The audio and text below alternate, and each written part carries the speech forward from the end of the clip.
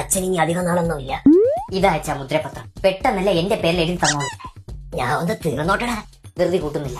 അമ്മ അച്ഛനെ നമുക്ക് ഏതെങ്കിലും മൾട്ടി സ്പെഷ്യാലിറ്റി ഹോസ്പിറ്റലിൽ കൊണ്ട് കാണിച്ചാലാ? കണ്ടോടി, മൂത്തവന്റെ കരുതൽ. കരുതല് നിങ്ങൾക്ക് വല്ലതും പറ്റിപ്പോയാൽ പിന്നെ കുടുംബം അവനല്ലേ നോക്കാനുള്ള. അതാണ് അച്ഛാ അമ്മ പറഞ്ഞതിൽ 99% കാര്യം ശരിയുള്ളൂ. ബാക്കി 1%. ബാക്കി 1% ഞാനായി അച്ഛനെ വിഷമാവാതിരിക്കാൻ വേണ്ടി കുറച്ചത്. നിങ്ങൾക്ക് എന്തെങ്കിലും സംഭവിച്ചു പോയാൽ ഞാൻ എന്ത് ചെയ്യുന്നു? അതിനല്ലേ അമ്മ വൃദ്ധസദനം ഞാൻ കൊണ്ടാക്കും. നീ പേടിക്കണ്ടേ, ഞാൻ ടേം ഇൻഷുറൻസ് എടുത്തിട്ടുണ്ട്. ടേം ഇൻഷുറൻസാ?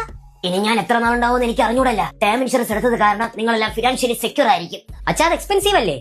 കോടികൾ വരെയുള്ള കവറേജസിന് മാസം 600-700 രൂപയൊക്കെ പറഞ്ഞോളൂ. അത് ഡെയിലി എക്സ്പെൻസിനും എഡ്യൂക്കേഷനും സഹായിക്കും. ഐ മിസ് യു അച്ഛാ. തെക്കോട്ട് എടുത്തോട്ടാ.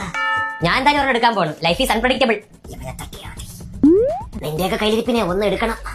നമ്മളെ ബയോയുള്ള ലിങ്കില് ട്രസ്റ്റഡ് ഇൻഷുറൻസ് പാർട്ട്നേഴ്സിനെ ലിസ്റ്റ് ചെയ്ത് വെച്ചിട്ടുണ്ട്. 15% ഓഫും ഉണ്ട്. ഇപ്പൊ മാറ്റാ പ്രീമിയം കുറഞ്ഞിട്ടും ഫാമിലിയെ സെക്യൂർ ആക്കിക്കോ.